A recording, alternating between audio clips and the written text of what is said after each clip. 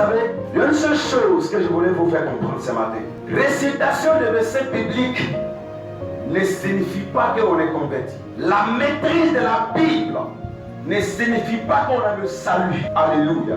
Non. Le temps auquel nous sommes, c'est le temps de la confession. Dis avec moi la confession. Alléluia. C'est Dieu le temps de la confession. Alléluia. Nous devons confesser qui? Jésus. Alléluia. C'est tout ce que Dieu attend de chaque personne. Ce n'est pas la maîtrise de sa parole sans reconnaître qui est la personne de Jésus. Vérité en vérité, c'est qui connaît l'esprit, il ne peut entrer dans le royaume des cieux.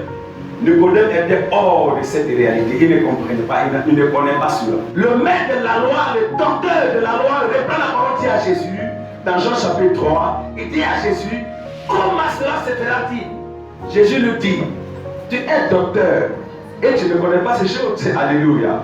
Ça m'impressionne. Donc, ça veut dire la connaissance humaine est limitée devant Dieu. Est-ce que j'ai parlé? Alléluia. L'intelligence humaine est limitée devant la face du Tout-Puissant. Donc, nous sommes dans une époque où Dieu attend à ce que tu confesses de Jésus-Christ de ta bouche, que tu le confesses. Je crois que Jésus-Christ est mort pour moi, il est ressuscité, point. Mais après la confession, tu ajoutes maintenant la connaissance à sa parole. Cela fera de toi une personne accomplie, une personne comblée, une personne équipée. Mais la chose prioritaire, c'est la confession de la personne de Jésus. Est-ce qu'on parle avec le Seigneur? Alléluia.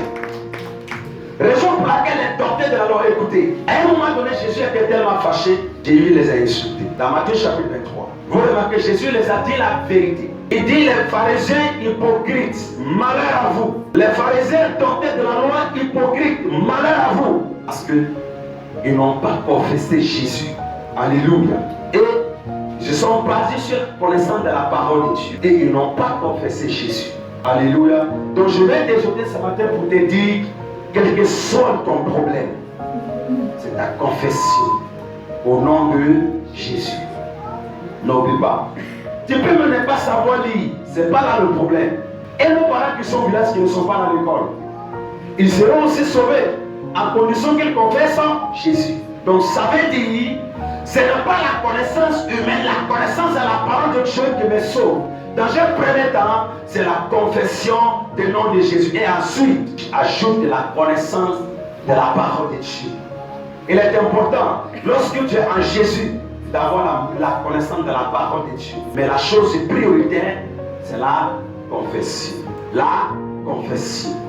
L'homme déclare, c'est en confessant qu'on parvient à la justice. Alléluia. C'est en confessant qu'on parvient au salut. Tu ne peux croire sans confesser. Si tu crois, tu vas forcément confesser. Alléluia.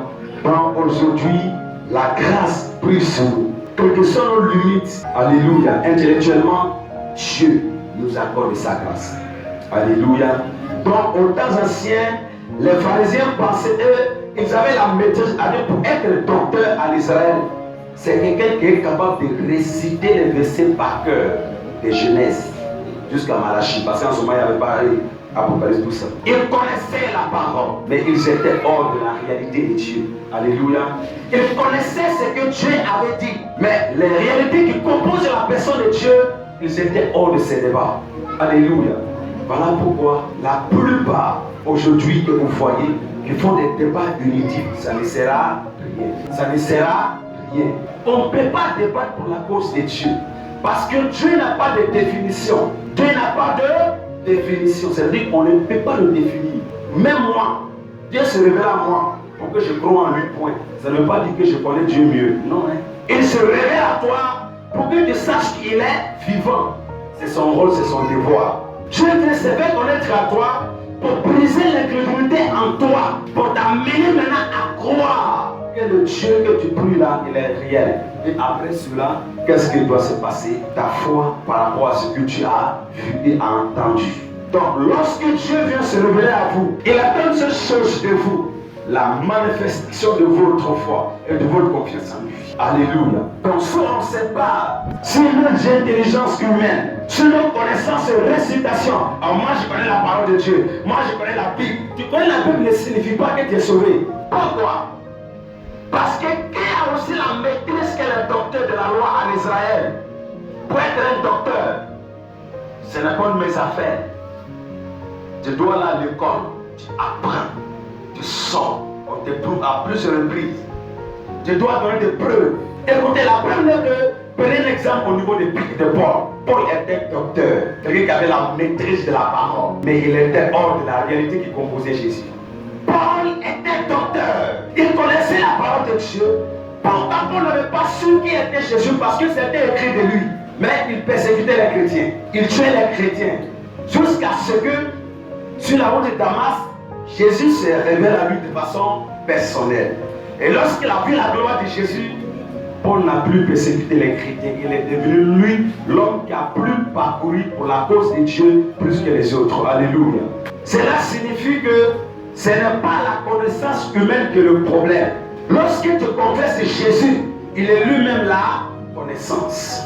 Lorsque tu confesses Jésus, il est lui-même ton intelligence. Lorsque tu confesses Jésus, il est lui-même, et c'est lui-même qui accomplira le vide qui est en toi.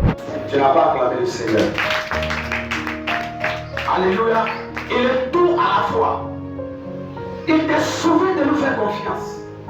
Il t'est sauvé de nous donner entièrement ta vie. Et regarde-toi toi-même. Tu le verras faire. Alléluia. J'ai dit, tu le verras faire. Fais-le confiance. Dispose-toi en lui. Regarde ta vie. Toi-même, tu vas témoigner.